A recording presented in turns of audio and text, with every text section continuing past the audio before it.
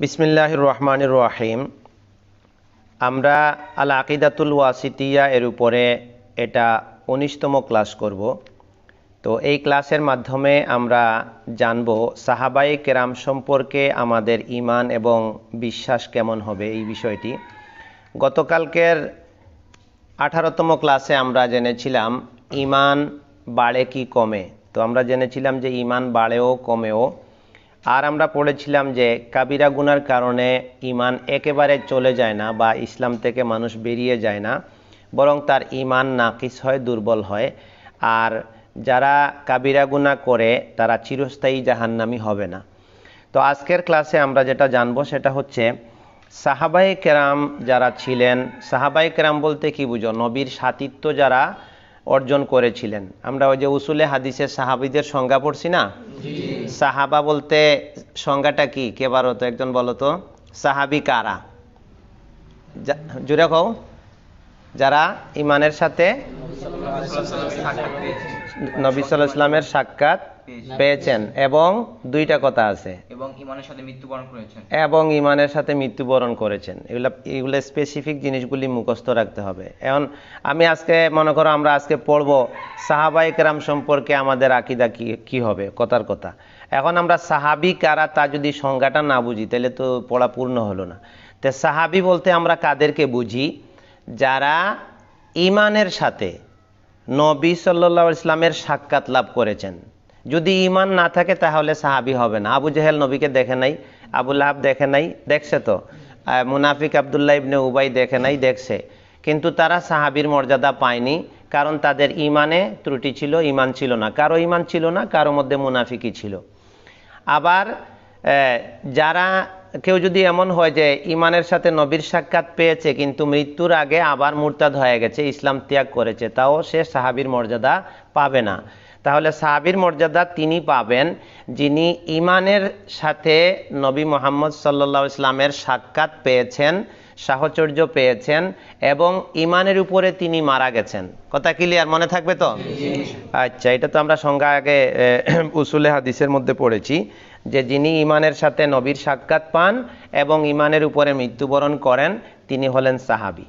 তো এই সাহাবায়ে কেরাম যারা ছিলেন তাদের ব্যাপারে এটা আকীদার বিষয় বা এখানে কেন আনা হলো, এটা একটা প্রশ্ন থাকতে পারে যে সাহাবাদের সাথে ঈমানের কি সম্পর্ক আছে বা সাহাবায়ে কেরাম সম্পর্কে আমাদের পড়াশোনা করা কেন লাগবে। এটা লাগতেছে এই কারণে যে সাহাবায়ে কেরাম সম্পর্কে যেরকম আকীদা থাকার কথা বা বিশ্বাস থাকার কথা, মানুষ এগুলোর মধ্যে ভ্রান্তি ঢুকিয়ে দিয়েছে। কি ঢুকিয়ে দিয়েছে?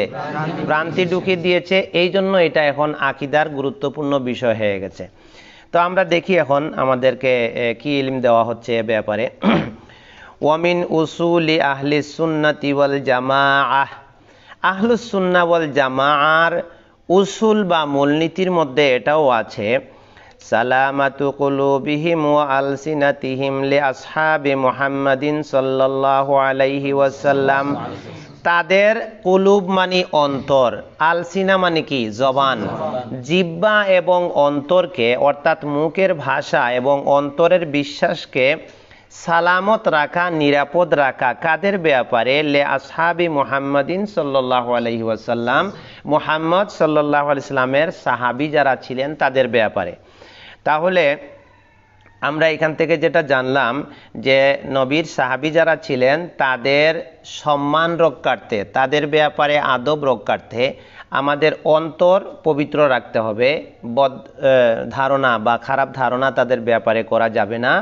আরেকটা জিনিস, আমাদের জবানকে নিরাপদ রাখতে হবে। আমাদের জবান দিয়ে কোনো সাহাবায়ে কেরামের সাথে বেয়াদবি সূচক কথা, তাদের ব্যাপারে কটূক্তি করা, গালিগালাজ করা, এই ধরনের কোনো শব্দ আমাদের মুখ দিয়ে আমরা আনতে পারবো না।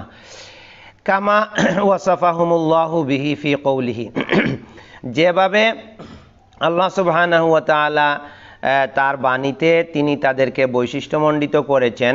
এই আয়াতটি আছে সূরা হাশর এর 10 নম্বর, সূরা আল হাশরের 10 নম্বর আয়াতে,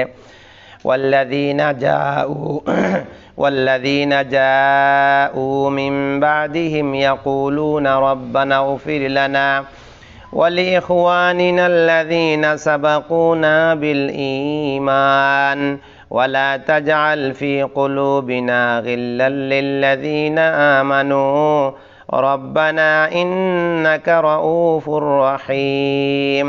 ওয়াল্লাযীনা অর্থ কি?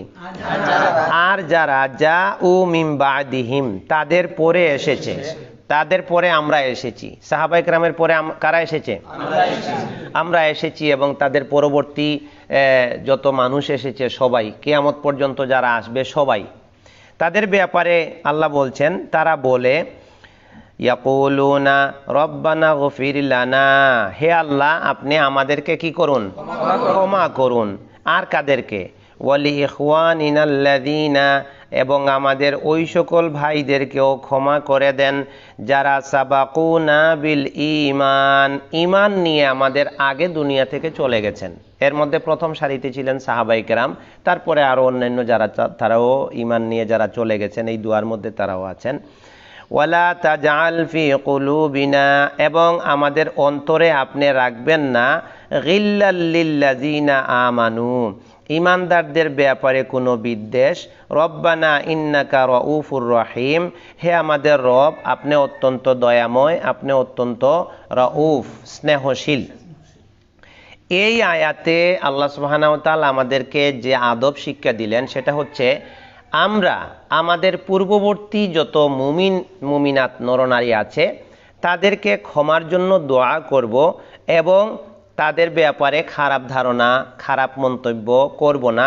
বিশেষ করে সাহাবায়ে কেরাম সম্পর্কে আমরা ভালো ধারণা রাখব, এবং তাদের ব্যাপারে আমরা কোনো খারাপ বিদ্বেষ ধারণা রাখব না, এবং আল্লাহর কাছে দোয়া করব এইভাবে যে আল্লাহ আপনি আমাদেরকে ক্ষমা করুন, আর যারা ঈমান নিয়ে দুনিয়া থেকে চলে গেছে তাদেরকেও ক্ষমা করুন। এরপরে একটা হাদিস আছে, নবী সাল্লাল্লাহু আলাইহি ওয়াসাল্লাম আমাদেরকে এ ব্যাপারে দিক নির্দেশনা দিয়েছেন সাহাবায়ে কেরাম সম্পর্কে। হাদিসটা সহিহ বুখারী এর 3673 নম্বরে পাওয়া যাবে। তাআতুন নবী সাল্লাল্লাহু আলাইহি ওয়াসাল্লাম ফি কওলিহি, নবীর এই কথা বা এই বাণীর ব্যাপারে তার অনুসরণ আনুগত্য করা। তিনি কি বলেছেন? লা তাসুব্বু আসহাবি, আসাব্বু অর্থ কি? গালি দেওয়া। আর লা তাসুব্বু এটা নাহি, নাহি হাজির মারুফ, তার মানে হচ্ছে তোমরা কি করো না? গালি দিও না। লা তাসুব্বু, তোমরা গালি দিও না, আসহাবি, আমার সাহাবায়ে কেরাম যারা আছেন তাদেরকে। ফাওয়াল্লাযী নাফসি বিয়াদিহি, ওই সত্তার কসম যার হাতে আমার প্রাণ, জীবন, তার মানে আল্লাহর কসম। মানুষের প্রাণ কার হাতে থাকে? তো এটা কসমের একটা পরিভাষা।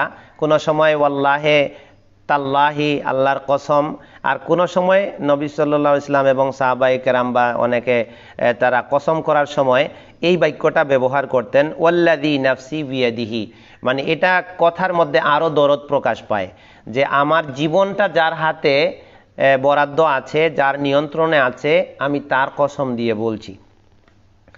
লাউ আন্না আহাদাকুম আনফাকা মিসলা উহুদিন যাহাবান, যদি তোমাদের কেউ, আমাদের বলছেন পরবর্তী যারা আমরা এসেছি তাদেরকে বলছেন যে যদি তোমরা উহুদ পাহাড় পরিমাণ, উহুদ পাহাড় মানে মদিনায় যখন তোমরা যাবা, উমরায় গেলে বা মদিনায় মসজিদে নববীর ফজিলত লাভের জন্য মদিনায় গেলে, মদিনার একদম কাছাকাছি উহুদ পাহাড় আছে, বিশাল পাহাড় আছে।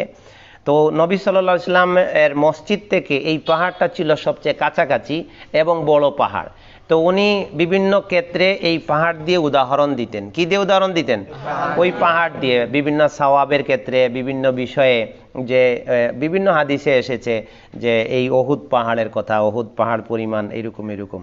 তো তিনি এই হাদিসেও তাই বলছেন যে তোমাদের কেউ যদি খরচ করে মিসলা উহুদিন যাহাবান, উহুদ পাহাড় যেমন বিশাল, এই উহুদ পাহাড় পরিমাণ স্বর্ণ যদি তোমাদের কেউ আল্লাহর পথে দান করে দেয়, মা বালাগা মুদ্দা আহাদিহিম, সাহাবাই কেরাম যা দান করেছে তার মুদ্দুন মানে হচ্ছে 1 সা এর 4 ভাগের 1 ভাগ। তাহলে 1 সা যদি মনে করো 2.5 কেজি হয়, তাহলে 1 পোয়ার একটু বেশি, 250 গ্রামের একটু বেশি, বা ধরো 300 গ্রাম। তো তোমরা 300 গ্রাম, অর্থাৎ সাহাবাই কেরাম 300 গ্রাম বা 400 গ্রাম খাদ্য দান করে যে পরিমাণ নেকি অর্জন করেছে, পরবর্তী যারা আসবে, আল্লাহ নবী বলছেন যে এই উহুদ পাহাড় পরিমাণ স্বর্ণ তোমরা দান করেও তত নেকি অর্জন করবে না। সুবহানাল্লাহ। তারপরে বলছেন ওলা নাসিফাহু, অথবা তার অর্ধেকও তোমরা অর্জন করতে পারবে না। তার মানে 1.5 কেজি পরিমাণ খাদ্য তারা দান করে যে পরিমাণ নেকি অর্জন করছে, পরবর্তী ওহুদ পরিমাণ দান করলেও তারা ওই নেকি পাবে না। কারণ কি? তারা অনেক কষ্টের মধ্যে থেকেও দান করছে। তারা ইমানের জন্য জীবন বিলিয়ে দিয়েছে। তারা ইমানের জন্য ঘর বাড়ি, ছেলে সন্তান, আত্মীয় স্বজন সবাইকে ত্যাগ করেছে। এবং তারা নবীর সাথে সরাসরি যুদ্ধে অবস্থান করেছে। এইভাবে যে তাদের যে কুরবানিগুলো ছিল, এই কুরবানিগুলোর কারণে তাদের মর্যাদা আল্লাহর কাছে এত বেশি হয়ে গেছে যে তাদের সমপরিমাণে নেকি অর্জন করে পৌঁছে যাওয়াটা অনেক কঠিন। ওয়ালা নাসিফা, তো নবী সাল্লাল্লাহু আলাইহি ওয়াসাল্লাম এই হাদিসে আমাদেরকে তাদের ফজিলত বর্ণনা করলেন যে তারা যা করেছে নেকামল, তার মর্যাদা, তার সওয়াবের পরিমাণ আল্লাহর কাছে অনেক বেশি। ওই পরিমাণে যাওয়া তোমাদের জন্য কষ্টকর। সুতরাং তোমরা কি করো না, লা তাসুব্বু আসহাবি, আমার সাহাবায়ে কেরামকে কি করো না, গালি দিও না। আমরা কোনোদিন সাহাবাদেরকে গালি দেব না ইনশাআল্লাহ। তারপরের কথা হচ্ছে ওয়ায়াকবালুনা মা জাআ বিহিল কিতাবু আওয়াস সুন্নাতু আওয়াল ইজমাউ মিন ফাদাইলিহিম ওয়া মারাতিবিহিম। সাহাবায়ে কেরামের মর্যাদা এবং তাদের গুণাগুণ সম্পর্কে কোরআন, সুন্নাহ, ইজমায় যে সকল কথা বর্ণিত আছে, আহলুস সুন্নাহ ওয়াল জামাতের লোকজন সব গ্রহণ করে যে হ্যাঁ, এই ফজিলতগুলো সত্য। ফায়ুফাদ্দিলুনা মান আনফাকা মিন কাবলিল ফাতহি, সুতরাং বিদায় হজ্জের আগে, মক্কা বিজয়, ফাতহুন বলতে এখানে মক্কা বিজয়, মক্কা বিজয়ের আগে যেমন হুদাইবিয়ার সন্ধি হয়েছিল বা আরও যে অভিযান হয়েছিল, তো যারা মক্কা বিজয়ের আগে আল্লাহর পথে খরচ করেছে, দান করেছে, তাদের মর্যাদা সওয়াব বেশি পরে যারা দান করেছে তাদের থেকে। ওহুয়া সুলহুল হুদাইবিয়া ওয়া কাতালা, যারা মক্কা বিজয়ের আগে যুদ্ধ করেছে, দান করেছে, আলা মান আনফাকা মিন বাদিহি ওয়া কাতালা, মক্কা বিজয়ের পরে যারা দান করেছে, যুদ্ধ করেছে, তাদের চেয়ে আগে যারা করেছে তাদের মর্যাদা আল্লাহর কাছে বেশি। ওয়ায়ুকাদ্দিমুনাল মুহাজিরিনা আলাল আনসার, সাহাবায়ে কেরামের মধ্যে দুটি দল আছেন অবস্থানের দিক থেকে। একদল হচ্ছেন মুহাজির, আরেক দল কি আনসার। মুহাজির মানে যারা হিজরত করেছেন, ত্যাগ করেছেন, অর্থাৎ যে সকল জায়গায় তাদের অবস্থান কঠিন হয়ে গিয়েছিল, বিশেষ করে মক্কায় তারা অবস্থান করে ইসলাম পালন করা তাদের জন্য কঠিন ছিল। পরে তারা মক্কা থেকে মদিনায় হিজরত করেন। তো ওই হিজরত যারা করেছে তারা হলো মুহাজির। মুহাজির কারা? এই শব্দটা একটা পরিভাষা, আল মুহাজিরিন ওয়াল আনসারি, এটা কোরআনেও আছে, হাদিসেও আছে। সাহাবায়ে কেরামদের বুঝতে আমাদের এই শব্দগুলোর সাথে পরিচিত হওয়া লাগে, মুহাজির, আনসার। তো মুহাজির বলতে আমরা কাদের বুঝি? যারা নিজেদের বাসস্থান দেশ থেকে হিজরত করে অন্যত্র গেছে, অর্থাৎ মদিনায় চলে গেছিলেন। আর আনসার, আন-নাসরু অর্থ কি? সাহায্য করা। আর নাসিরুন এক বচন, তার মানে সাহায্যকারী, জমা হচ্ছে আনসার। আনসার নাসিরুনাও জমা হয়, আবার এখানে আনসার শব্দটাও জমা। আনসার মানে সাহায্যকারীগণ। তাহলে যারা মুহাজিরদেরকে সহযোগিতা করেছেন, সাহায্য করেছেন, তারা হলো কি? আনসার।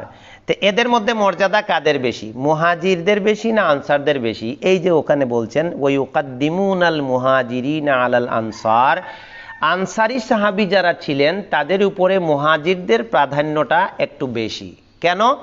যে তারা ঘর বাড়ি সব, পরিবার পরিজন, আত্মীয় স্বজন, সহায় সম্পদ সব ত্যাগ করে দিছে। মায়া, এটা যে কত বড় কুরবানি, এটা বিশাল একটা ব্যাপার। এই জন্য তাদের মর্যাদা একটু উপরে আছে আনসার যারা, তাদের থেকে। ওয়ায়ুমিনুনা বিআন্নাল্লাহা ক্বালা লিআহলি বাদর ওয়া কানু 319 ই'মালু মা শি'তুম ফাকাদ গাফারতু লাকুম। আহলে বদর যারা ছিলেন সাহাবায়ে কেরামের মধ্যে, তারা ইসলামের প্রথম যুদ্ধে অংশগ্রহণ করেছেন। ইসলামের প্রথম যুদ্ধের নাম কি? বদর যুদ্ধ। প্রথম যুদ্ধের নাম বদরের যুদ্ধ। এই বদরের যুদ্ধ যখন সংগঠিত হয় তখন এটা ছিল ইসলামের প্রথম যুদ্ধ। এই যুদ্ধে যারা অংশগ্রহণ করেছিলেন তাদেরকে বদরি সাহাবী বলা হয়। কেমন সাহাবী? বাদারি সাহাবী। এদের মর্যাদাটাও আল্লাহর কাছে অনেক বেশি ছিল, যেহেতু প্রথম রক্তক্ষয়ী যুদ্ধ, এখানে জীবন বাজি রেখে তারা অংশগ্রহণ করেছেন। তাদের মর্যাদার ব্যাপারে, তারা 313 জনের মতো একটা সংখ্যা ছিলেন, তাদের মর্যাদার ব্যাপারে আল্লাহ তাদেরকে ক্ষমা করেছেন এবং তাদেরকে খুশি হইয়া বলেছেন, তোমরা যা করো আমি সব তোমাদের ক্ষমা করে দিছি। সুবহানাল্লাহ। মানে এটা আনন্দে অনেক সময় মানুষ বলে ফেলেন, আমরা অনেক সময় বলি আরে তোমার সব মাফ, তুমি যে কাজ করছো বড় কাজ। তো সাহাবায়ে কেরামের ব্যাপারে আল্লাহ এটার অর্থ এটা না যে তোমরা গুনাহ করো, হ্যাঁ, এটা বুঝায় না। এটা হচ্ছে যে আল্লাহ তাদের এই প্রথম যুদ্ধে অংশগ্রহণ করার কারণে তাদের এই ইমানি যে জজবা, ইমানের যে স্পিরিট, এটা দেখে এবং তাদের যে ইমানের জন্য তাদের কুরবানি, তাদের সাহস, তাদের ত্যাগ, এগুলো দেখে আল্লাহ এত খুশি হয়েছেন, তাদের শানে এই কথা বলেছেন যে ইমালু মা শিতুম ফাকাদ গাফারতু লাকুম, তোমরা যা করার করো আমি তোমাদেরকে ক্ষমা করে দিছি। সুবহানাল্লাহ। ওয়া বে আন্নাহু লা ইয়াদখুলুন নারা আহাদুন বাইআ তাহতাশ শাজারা, গাছের নিচে যারা বায়াত করেছে তাদের কেউ জাহান্নামে যাবে না, এটাও একটা আকীদা। কামা আখবারা বিহিন নবী সাল্লাল্লাহু আলাইহি সাল্লাম, যেমন নবী সাল্লাল্লাহু আলাইহি সাল্লাম সংবাদ দিয়েছেন, বাল কাদ রাদিয়াল্লাহু আনহুম, আল্লাহ তাদের উপরে সন্তুষ্ট হয়েছেন, ওয়া রাদু আনহু, তারাও আল্লাহর উপর সন্তুষ্ট হয়েছে।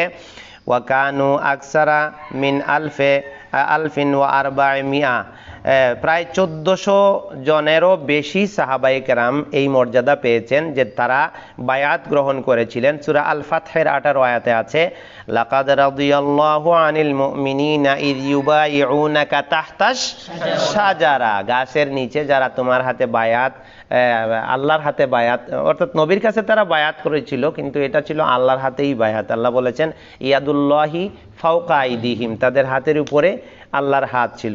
তো তোমার হাত কাছে যারা বায়াত গ্রহণ করেছিল গাছের নিচে, আল্লাহ তাদের উপরে খুশি হয়ে গেছেন, সন্তুষ্ট হয়ে গেছেন, কেউ তারা জাহান্নামে যাবে না। তারপরে ওয়াশহাদুনা বিল জান্নাতি লিমান শাহিদা লাহু রাসূলুল্লাহি সাল্লাল্লাহু আলাইহি ওয়াসাল্লাম, সাহাবায়ে কেরামের যাদের ব্যাপারে আল্লাহর নবী সাল্লাল্লাহু আলাইহি ওয়াসাল্লাম জান্নাতি হওয়ার আগাম সুসংবাদ দিয়েছেন, এই বিশ্বাস আহলুস সুন্নাহ ওয়াল জামাতের এই আকীদা আছে যে এরা জান্নাতি, এই সুসংবাদকে তারা মানে। যেমন কাল আশারা ওয়াকা সাবিত ইবনে কায়েস ইবনে শাম্মাস ওয়া গায়রিহিম মিনাস সাহাবা, কয়েকজন সাহাবী এবং বিশেষ করে ওই যে আশারায়ে মুবাশশারা বলা হয়, জানো, বড় একটা বড় বুখারি যেটা দার্সে পড়া হয়, এটার কভার পৃষ্ঠার মধ্যে ওই 10 জন সাহাবীর নাম পাওয়া যায়। মসজিদে নববীতে গেলে মূল যে মসজিদটা আছে ওই মসজিদের ওই উপরে সাহাবায়ে ওই আশারা মুবাশশারার নামগুলো লেখা আছে। রওজাতুম মির রিয়াজিল জান্নাহ যে জায়গাটা আছে, এর ঠিক পূর্ব অংশে, পূর্ব না, এটা হচ্ছে তার পিছনের অংশে আর কি। তো ওই অংশের মধ্যে ওই কোনায় জায়গায় ওই আশারায়ে মুবাশশারা সাহাবীদের নাম লেখা আছে। আর নবী সাল্লাল্লাহু আলাইহি ওয়াসাল্লাম তাদের নামটা পরিষ্কার করে দিয়েছেন। এখানে মুসান্নিফ রহমতুল্লাহ আলাইহি আনেননি, তবে এটা ব্যাখ্যা গ্রন্থে বলা আছে, এই আশারা মুবাশশারা 10 জন সুসংবাদ প্রাপ্ত, আগাম দুনিয়ায় থাকতে জান্নাতের সুসংবাদ প্রাপ্ত, অর্থাৎ তারা জান্নাতি হবেন বলে নবী ঘোষণা করেছেন 10 জন। এর মধ্যে আছেন 4 খলিফা। কয়জন? আবু বকর, ওমর, ওসমান, আলী রাদিয়াল্লাহু আনহুম, এই 4 জন আছেন। আর আছেন 5 নম্বরে সাঈদ ইবনু যায়েদ, 6 নম্বরে আরেকজন আছেন সাঈদ ইবনু সাদ ইবনু আবি ওয়াক্কাস, 7 নম্বরে আরেকজন হচ্ছেন আব্দুর রহমান ইবনে আউফ, 8 নম্বরে আরেকজন হচ্ছেন তালহা, 9 নম্বরে আরেকজন হচ্ছেন জুবায়ের, 10 নম্বর আরেকজন হচ্ছেন আবু উবায়দা ইবনু আল জাররাহ। তাইলে এই যে কয়েকজন সাহাবী, আবু বকর, ওমর, ওসমান, আলী, সাদ ইবনে আবি ওয়াক্কাস, আব্দুর রহমান ইবনে আউফ, তালহা, জুবায়ের, আবু উবায়দা ইবনুল জাররাহ রাদিয়াল্লাহু আনহুম আজমাইন, এই 10 জন সাহাবী, এদেরকে বলা হয় আশারায়ে মুবাশশারা, 10 জন সুসংবাদ প্রাপ্ত। মুবাশশারা মানে কি? আত-তাবশীর অর্থ হলো সুসংবাদ দেওয়া, আল বুশারাত সুসংবাদ দেওয়া, আর মুবাশশারাতুন এটা ইসমে মাফউলের সেগা। কিসের সেগা? যাদেরকে সুসংবাদ দেওয়া হয়েছে। আমরা তো এইগুলা নাম শব্দ অনেক সময় জানি, কিন্তু শব্দের বিশ্লেষণটা বুঝলে আরো মজা লাগে। আশারা মানে 10, আর মুবাশশারা মানে কি? সুসংবাদ প্রাপ্ত। তাইলে সুসংবাদ প্রাপ্ত 10 মানে কি? 10 জন সাহাবাই কেরাম সম্পর্কে নবী জান্নাতের সুসংবাদ আগাম দিয়েছেন তারা। তো তারা জান্নাতি, এটাও আহলুস সুন্নাহ ওয়াল জামাআর আকীদা, তারা বিশ্বাস করে, আমরা বিশ্বাস করি এটা। এরপরে কি ওয়ায়ুকিরুনা বিমা তাওয়াতারা বিহিন নাকলু আন আমিরিল মুমিনিনা আলী ইবনে আবি তালিব রাদিয়াল্লাহু আনহু ওয়া গায়রিহি। আলী ইবনে আবি তালিব এবং অন্যান্য সাহাবায়ে কেরাম সম্পর্কে যে সকল বর্ণনা এসেছে মুতাওয়াতির পর্যায়ে, আমরা অর্থাৎ আহলুস সুন্নাহ ওয়াল জামাআতের লোকজন সেগুলো বিশ্বাস করে। মিন আন্না খায়রা হাযিহিল উম্মতে বা'দা নাবিয়্যিহা, যে আমিরুল মুমিনিন যারা ছিলেন, অর্থাৎ মুমিনদের আমিরুল মুমিনিন বলতে খুলাফায়ে রাশিদিন। কারা? খুলাফায়ে রাশিদিন। এই খুলাফায়ে রাশিদিনের ব্যাপারে এই উম্মতের মর্যাদা সংক্রান্ত তাদের যে ফজিলত আছে, এই ফজিলতের বিষয়ে যে বিবরণ এসেছে এটা সত্য। কি? যে আন্না খায়রা হাযিহিল উম্মতি বা'দা নাবিয়্যিহা, এই উম্মতের অর্থাৎ উম্মতে মুহাম্মদীর মধ্যে যত মানুষ আছে, নবীর পরে কাদের অবস্থান বা মর্যাদা, এই কথাটা বলছে যে নবীর পরে হচ্ছে আবু বকর রাদিয়াল্লাহু আনহুর মর্যাদা। আল্লাহু আকবার। তাহলে আমাদের এই উম্মতের মধ্যে সর্বশ্রেষ্ঠ মর্যাদায় আছেন আমাদের নবী মুহাম্মদ সাল্লাল্লাহু আলাইহি সাল্লাম, আর তার উম্মতের মধ্যে সবচেয়ে ফজিলতের দিক থেকে উপরে আছেন কে? আবু বকর রাদিয়াল্লাহু আনহু। তারপরে আছেন সুম্মা উমর, 3 নম্বরে কে? না, এটা 2 নম্বর সাহাবাদের মধ্যে 2 নম্বরে আছেন ওমর রাদিয়াল্লাহু আনহু। ওয়ায়ুসাল্লিসুনা বিউসমান, 3 নম্বরে কে আছেন?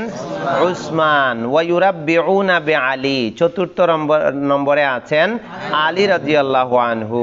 কামা দাল্লাত আলাইহিল আসারু ওয়া কামা আজমাআতিস সাহাবাতু আলা তাকদিমে উসমান ফিল বাইআ, যেমন এইভাবে অনেক আসার আছে এবং সাহাবায়ে কেরাম বায়াতের ক্ষেত্রে উসমান রাদিয়াল্লাহু আনহুকে আগে বায়াত দিয়েছেন, অর্থাৎ আলী রাদিয়াল্লাহু আনহু হলেন 4র্থ খলিফা, উসমান রাদিয়াল্লাহু আনহু হলেন 3য় খলিফা।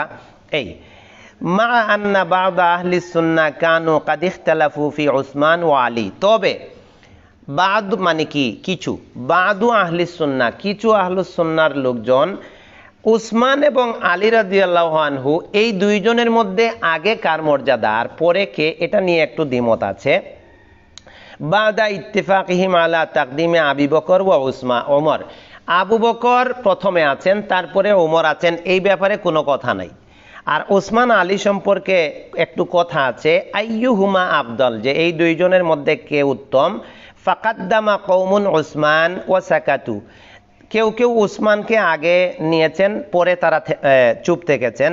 ওয়ারাব্বাউ বিআলী, এবং 4র্থ পর্যায়ে আলী রাদিয়াল্লাহু আনহুকে তারা স্থান দিয়েছেন। আর ওয়াকাদ্দামা কওমুন আলিয়ান ওয়া কওমুন তাওয়াক্কাফু, আর কোন কোন লোকজন তারা আলী রাদিয়াল্লাহু আনহুকে 3য় স্তরে এনেছেন আর উসমান রাদিয়াল্লাহু আনহুকে এরপরে নিয়েছেন এবং চুপ থেকেছেন। ওয়ালাকিন ইস্তাকাররা আমরু আহলিস সুন্নাহ আলা তাকদিমে উসমান সুম্মা আলী, তবে আহলুস সুন্নাতের এই নিয়মটাই বলবৎ আছে যে উসমান রাদিয়াল্লাহু আনহু আগে আছেন, তারপরে মর্যাদার দিক থেকে আলী রাদিয়াল্লাহু আনহু রয়েছেন। ওয়া ইন কানাত হাযিহিল মাসআলাতু মাসআলাতু উসমান ওয়া আলী, যদিও এই মাসআলাটা উসমান এবং আলী রাদিয়াল্লাহু আনহুর ব্যাপারে, তাও লাইসাত মিন উসুলিল্লাতি ইউদাল্লালুল মুখালাফু ফিহা ইনদা জুমহুরি আহলিস সুন্নাহ, উসমান রাদিয়াল্লাহু আনহুর মর্যাদা আগে না আলী রাদিয়াল্লাহু আনহুর মর্যাদা আগে, এই ইখতিলাফের কারণে তারা আহলুস সুন্নাহ ওয়াল জামাআর উসুল থেকে বের হননি, বা এটা কোনো গুমরাহির বিষয়ও নয়। তবে গুমরাহির বিষয় এইখানে কোনটা, এই কথাগুলো আসলো কেন? এই কথাগুলো আসার বড় কারণ আছে। কি আছে?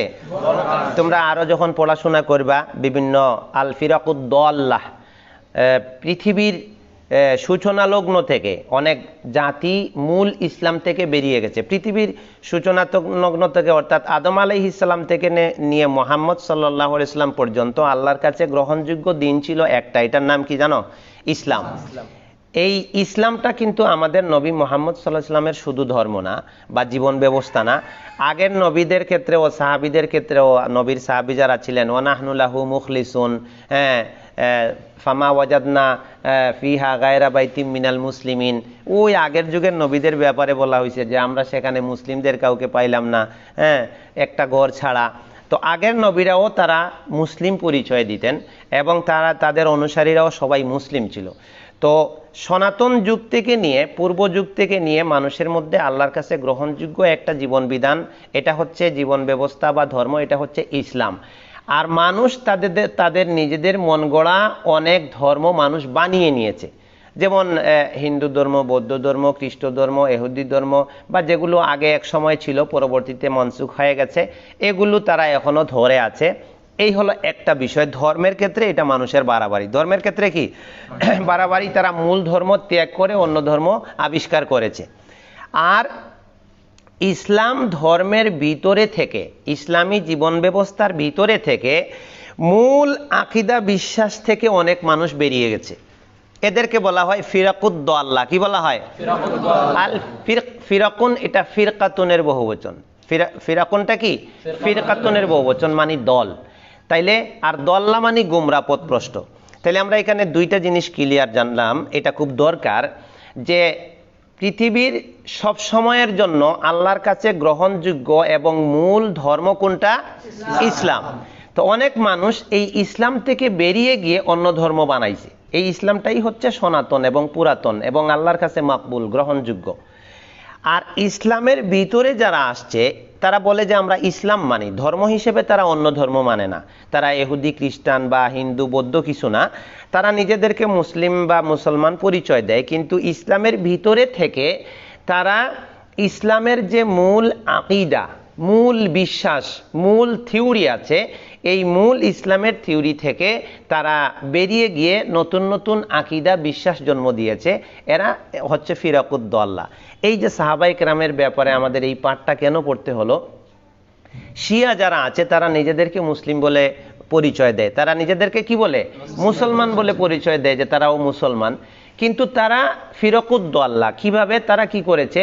অনেক শিয়ারা এই যে কথাগুলি গ্রন্থকার আমাদের পড়াইলেন, যে এই উম্মতের মধ্যে নবীর পরে কার মর্যাদা? আবু বকরের মর্যাদা, তারপরে ওমর।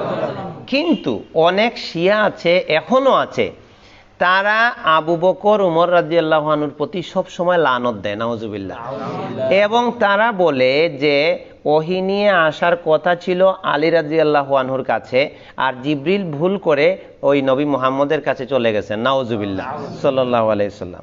তো এই যে ভ্রান্তিগুলো তারা দেখো, তারা নিজেদেরকে বলছে যে তারা মুসলমান, কিন্তু তারা এই ভ্রান্তিগুলো ঢুকিয়ে দিয়েছে। এই জন্য আকিদার মধ্যে এই পাঠগুলো আসছে, না হলে এগুলো এইভাবে আসার দরকার ছিল না। এই ইমানের মধ্যে মানুষ, আকিদার মধ্যে মানুষ এই ভ্রান্তিগুলো ঢুকায় দিছে। এরপরে তারা কি করে? যে আহলে বাইত, যে আলী রাদিয়াল্লাহু আনহু, এই আলী রাদিয়াল্লাহু আনহুর সম্মান ভক্তি দিতে যাইয়া তারা অন্য 3 সাহাবী আবু বকর, ওমর, ওসমান রাদিয়াল্লাহু আনহুর প্রতি তাদের অনেক বিদ্বেষ, অনেক খারাপ ধারণা, অনেক গালিগালাজ, অনেক কটূক্তি তারা করে। এই জন্য তিনি বলছেন, ওয়ালাকিন্নাল মাসআলাতাল্লাতী ইউদাল্লালুল মুখালিফ ফিহা, এই মাসআলার মধ্যে যে সকল বিরোধীরা গুমরাহ হয়ে গেছে তারা, এটা হচ্ছে মাসআলাতুল খিলাফ, এখানে ইখতিলাফের বিষয় মাসআলা। ওয়াযালিকা আন্নাহুম ইউমিনুনা আন্নাল খলিফাতা বা'দা রাসূলিল্লাহ আবু বকর সুম্মা ওমর সুম্মা উসমান সুম্মা আলী। আহলুস সুন্নাহ ওয়াল জামাতের আকীদা হচ্ছে রাসূলুল্লাহর পরে খলিফা হচ্ছেন আবু বকর, তারপরে ওমর, তারপরে উসমান, তারপরে আলী। কিন্তু ওয়ামান তাআনা ফি খিলাফাতি আহাদিম মিন হাউলাই ফাহুয়া আদাল্লু মিন হিমারে আহলিহি। যারা এই খিলাফতের সিরিয়ালটাকে মানে না, শিয়ারা মানে না। কারা মানে না? রাওয়াফিজ যারা আছে, শিয়া আছে, তাদের অনেকে এই খিলাফতের সিরিয়ালটা মানে না। তারা আবু বকর, ওমর, উসমান রাদিয়াল্লাহু আনহুম এর খিলাফত তারা মানে না, তারা আলী রাদিয়াল্লাহু আনহুর খিলাফত মানে। এই যে বিভ্রান্তি, এই যে তিনি বলছেন যে এই খিলাফতের সিরিয়ালের মধ্যে যারা তাআনা, দোষারোপ করেছে, তাআনুন মানে দোষারোপ করা, তাআনুন মানে কি? আপত্তি করেছে, দোষারোপ করেছে, এটা হচ্ছে তারা হচ্ছে এই দল্লুন, গুমরাহ। এবং সে কেমন গুমরাহ? তার পরিবারে যে গাধা আছে ওই গাধার চেয়েও আরো গুমরাহ। এই যে বলছে আদাল্লু মিন হিমারে আহলিহি, তার পরিবারের যে গাধা ওই গাধার চেয়েও আরো গুমরাহ, যারা এই সাহাবায়ে কেরামের খিলাফতের এই সিরিয়ালটাকে তারতম্য করে, মানে না, সাহাবায়ে কেরামকে অপমান করে, অসম্মান করে, হ্যাঁ, এবং সাহাবা উম্মাহাতুল মুমিনিন যারা আছেন ওনাদের সকলের ব্যাপারেও একই কথা। তো আমরা আজকের পড়া থেকে খুব গুরুত্বপূর্ণ বিষয় জানলাম, যেটা আমাদের সমাজে মানুষের মধ্যে অনেক বিভ্রান্তি আছে, যে আমরা ইসলাম হচ্ছে মূল ধর্ম। মূল ধর্ম কি? ইসলাম। তো অনেক মানুষ এই ইসলাম থেকে বেরিয়ে গিয়ে তারা বিভিন্ন নতুন নতুন ধর্ম আবিষ্কার করেছে। আর অনেকে কি করেছে, যে আগের যে ধর্মগুলো ছিল, ঈসা আলাইহিস সালামের ধর্ম, মুসা আলাইহিস সালামের ধর্ম, আল্লাহ একটা নীতি দিয়েছিলেন যে আগে যে নবী আসবেন তিনি ওই ওহির আলোকে, তার কাছে নাজিল হওয়া ওহির আলোকে তিনি দাওয়াত দিবেন। কিন্তু পরবর্তী কোনো নবী আসলে পরে আবার আল্লাহ ওহি নাজিল করলে অন্য নবীর কাছে, তখন তার নির্দেশ ছিল যে পূর্ববর্তীটা বাদ যাবে, পরেরটা মানতে হবে। তো আমাদের নবী মুহাম্মদ সাল্লাল্লাহু আলাইহি ওয়াসাল্লামকে যখন আল্লাহ নবুয়ত দিলেন, তখন পূর্ববর্তী নবীদের অনুসরণ আর জায়েজ থাকলো না। এক হাদিসে নবী সাল্লাল্লাহু আলাইহি ওয়াসাল্লাম এটাও বলেছেন যে যদি লাউকানা মুসা হাইয়ান, যদি মুসা আলাইহিস সালামও জীবিত থাকতেন তাহলে তার জন্য আমার অনুসরণ ছাড়া কোনো উপায় ছিল না। সুবহানাল্লাহ। তাহলে কত বড় মারাত্মক কথা, যে অন্য নবীও জীবিত থাকলে আমি মুহাম্মদের যে অনুসরণ আছে, শরীয়ত আছে, এটা মানা ছাড়া মুক্তির কোনো উপায় ছিল না। তে এখন এই দুইটা জায়গায় ভ্রান্তি করলো। আগের শরীয়ত মানসুখ হয়ে গেল মুহাম্মদ সাল্লাল্লাহু আলাইহি ওয়াসাল্লামের শরীয়ত আসার পর, তখন সবার উচিত ছিল এই শরীয়তটাকে, এই নবীকে মেনে নেওয়া। কিন্তু যারা ইহুদি ছিল, অনেক ইহুদিরা জেদ ধরল যে না আমরা ইহুদি থেকে গেলাম। খ্রিস্টান যারা ছিল ঈসা আলাইহিস সালামের অনুসারী, তারা জেদ ধরল যে না আমরা মুহাম্মদ সাল্লাল্লাহু আলাইহি ওয়াসাল্লামের শরীয়ত মানি না, আমরা ঈসা আলাইহিস সালামের শরীয়ত মানি। অথচ আল্লাহ এই নির্দেশ তাদের দিলেন না, এটা মানসুখ হয়ে গেল। এইখানে তারা জেদ ধরে ইহুদিবাদ, খ্রিস্টবাদ এখনো পৃথিবীতে চালু রেখেছে এবং এই বিভ্রান্ত অবস্থায় তারা আছে। তারা হলো ওই যে গায়রিল মাগদুবি আলাইহিম ওয়ালাদ-দাল্লিন। আর কিছু মানুষ কি করলো, আসমানি সব ধর্ম বাদ দিল, বাদ দিয়ে তারা নতুন নতুন ধর্ম আবিষ্কার করে গুমরা হয়ে গেল। এই হচ্ছে ভ্রান্তি ধর্মের ক্ষেত্রে। আর ইসলামের ভিতরে থেকে অনেক মানুষ কি করলো, বিভিন্ন যে আকিদার বিষয়গুলো আছে, সাহাবায়ে কেরামের আকিদা নিয়ে ভ্রান্তি তৈরি করলো। ইমান, কাবিরা গুনাহ করলে ইমান থাকে কি থাকে না, এটা নিয়ে ভ্রান্তি তৈরি করলো। আরও যে সকল আকিদার বিষয় আছে, আল্লাহর ব্যাপারে, নবীর ব্যাপারে, তারপরে ফেরেশতাদের ব্যাপারে, আসমানি কিতাবের ব্যাপারে, সব ইমানের বিষয়গুলোর মধ্যে তারা ভ্রান্তি তৈরি করলো। এই জন্য এখন আমাদের কি করা জরুরি হয়ে গেছে, আকিদা যে মূল আকিদা ইসলামের, এইটার উপরে পড়াশোনা করা জরুরি হয়ে গেছে। কি হয়ে গেছে? আকিদার উপরে পড়াশোনা করা ফরজ হয়ে গেছে। না হলে সমাজের যে ভ্রান্তি আছে, ভ্রান্ত ধর্ম, ইসলাম না পড়লে ভ্রান্ত ধর্ম বোঝা মুশকিল। আর সঠিক আকিদা, বিশুদ্ধ আকিদার বই পুস্তক পড়াশোনা না করলে এই ভ্রান্ত আকিদার থেকে সঠিক আকিদায় আসা, এটা বোঝা জানা, এটা হয়ে যাবে মুশকিল। এই জন্য আমাদের কি করতে হবে, আহলুস সুন্নাহ ওয়াল জামার যে মূল আকিদা, ইসলামের মূল যে থিওরি, মূল যে আকিদা, এটা পড়াশোনা করে ওইটা লালন করতে হবে। আর যে সকল ভ্রান্ত মতবাদ আকিদা ঢুকে গেছে ওইগুলো আমাদের বর্জন করতে হবে। না হলে ইমানের উপরে থাকা কঠিন। কিসের উপরে থাকা কঠিন? ইমানের উপরে থাকা কঠিন। আর ইমান বা তাওহীদ, বিশ্বাস যদি সঠিক না হয় তাহলে সারা জীবনের আমল বাতিল। বিশ্বাস ঠিক না হলে কি হবে? আমল বাতিল। এখন যদি তাওহীদ ঠিক না থাকে তাহলে আমলও গেল, ইমানও গেল, দুনিয়াও গেল, আখেরাতও গেল। এই জন্য আল্লাহ বলেছেন অনেক আয়াতে, খাসিরাত দুনিয়া ওয়াল আখিরা, দুনিয়াও শেষ, আখেরাতও শেষ। ওই যে একটা কথা আছে না, আমও গেল, সালাও গেল, বুঝো? মানে লাভও গেল, পুঁজিও গেল, সব শেষ। এখন দেউলিয়া, দেউলিয়া বুঝো? একবারে ব্যবসায় লাগছে, লাভ তো দূরের কথা, পুঁজিও হারাইছে, এদেরকে বলে দেউলিয়া। ওই খাসিরাত দুনিয়া ওয়াল আখিরা বলা হয় যে এরা দেউলিয়া মানুষ, মানে এখন নিঃস্ব, অসহায়। আল্লাহ নবী এক হাদিসে বলছেন মাল মুফলিস, মুফলিস কারা জানো? এ মানে নিঃস্ব, অসহায়। তো এই জন্য আমাদের উচিত কি হবে, যে সকল ভ্রান্ত দিন থেকে ইসলামকে জেনে ইসলামকে লালন করতে হবে। আর সকল ভ্রান্ত মতবাদ এবং আকিদা, বিশ্বাস থেকে দূরে থেকে ইসলামের মূল যে থিওরি, আকিদা, বিশ্বাস, ইমানের বিষয়, ওগুলোকে জেনে ওগুলো লালন করতে হবে। এবং দাঁত কিরিমিরি দিয়ে হলেও, আল্লাহ নবী বলেছেন যে আমার সুন্নত, খোলাফায়ে রাশিদিনের সুন্নতকে তোমরা দাঁত দিয়ে একেবারে কামড় দিয়ে আঁকড়ে ধরবা, নাইলে এই যুগে ইমানের উপরে থাকা মুশকিল, তোমাকে মুহূর্তেই গুমরা করে দিবে। কত আলেম আছে, কত দিনের ছাত্র আছে পড়াশোনা করে, তাদেরকে নিয়ে উল্টাপাল্টা বুঝাইয়া এই যে বেদাতি গ্রুপে ঢুকাই দিছে, শিরকি গ্রুপে ঢুকাই দিছে। এই যে একটা ঈদে মিলাদুন্নবীর অনুষ্ঠান গেল কালকে, জানো নি তোমরা? 12ই রবিউল আউয়াল পালন হলো। মুসলমান কি শুধু আমাদের বাংলাদেশে আছে আর পৃথিবীতে মুসলমান নাই? যে সকল দেশে আরো বেশি ইসলাম নিয়ে পড়াশোনা করে তারা জানেও না যে কালকে কোন তারিখ গেছে, কোন 12ই রবিউল আউয়াল গেছে। অনেকে এটা কোনো অনুষ্ঠান তো দূরের কথা, অনেকে এটা জানেও না। কারণ এখানে নবী জন্মগ্রহণ, নবীর মৃত্যু, এগুলা নিয়ে কোনো অনুষ্ঠান যদি জায়েজ হতো তাইলে তো প্রথমে আবু বকর রাদিয়াল্লাহু আনহু করতেন, উসমান রাদিয়াল্লাহু আনহু করতেন, তার অন্য সাহাবারা যারা তার জন্য জীবন দিতেন তারা এনা করতেন। তো তারা এটা ফজিলত বুঝলেন না। আর আমাদের দেশের আমরা দাড়ি রেখে, জুব্বা গায়ে দিয়ে, টুপি পরে আমরা একটা অনুষ্ঠান বানাইয়া ইসলামরে অনুষ্ঠানের মধ্যে দিয়ে দিলাম। মানে নবীর মোহাম্মত বছরে একদিন, সেটা হচ্ছে 12ই রবিউল আউয়াল। ঠাক ভাড়া করো, গাড়ি ভাড়া করো, আর জশ্নে জুলুস করো, আর মিছিল দেও, আর লাফালাফি করো। এই বছরে একদিনে নবীর মোহাম্মত শেষ করে দিলাম, আর বাড়িতে যাইয়া খালি মনে করো যে নবীর সুন্নতের বিরোধিতা করলাম আর জান্নাতি হয়ে গেলাম। ইসলাম কি এত সোজা জিনিস? আল্লাহর নবীর মোহাব্বত থাকবে 24 ঘন্টা। কতক্ষণ? 24 ঘন্টা। সারা জীবন। কতদিন? একেবারে মানে একজন মানুষ তার বুঝ হওয়ার পর থেকে, নাবালক অবস্থা নাই বাদই দিলাম, সে তার বুঝে না, একবারে বুঝ হওয়ার পর থেকে মৃত্যু পর্যন্ত নবীর মোহাব্বতে থাকবে। আর 24 ঘন্টার যাবতীয় কাজে নবীর সুন্নত পালন করবে। এটার নাম হচ্ছে ইসলাম, এটার নাম হচ্ছে নবীর মোহাব্বত, নবীর ভালোবাসা। একদিন খালি অনুষ্ঠান করলাম আর নবীর ভালোবাসা হয়ে গেল। ফজরের নামাজ পড়ে নাই, আবার যে মিলাদুন্নবীর রেলির মধ্যে গিয়া মিছিল দিতেছে, তো এটা নবীর ভালোবাসা হইল? এগুলো কিসের কারণে হইছে? একমাত্র কারণ হচ্ছে এই আকীদার উপরে মানুষের পড়াশোনার অভাবের কারণে হইছে। কিসের কারণে? আমাদের দেশে আকীদার উপরে ব্যাপক পড়াশোনার যথেষ্ট অভাব আছে। এইভাবে সব জায়গায় দার্স চালু না হলে মানুষের এই ভ্রান্তিগুলো কাটবে না। আল্লাহ আমাদেরকে বুঝার তৌফিক দান করুন এবং বিশুদ্ধ আকীদা অনুসরণের তৌফিক দান করুন। সুবহানাকাল্লাহুম্মা ওয়া বিহামদিকা আশহাদু আল্লা ইলাহা ইল্লা আনতা আস্তাগফিরুকা ওয়া আতুবু ইলাইক।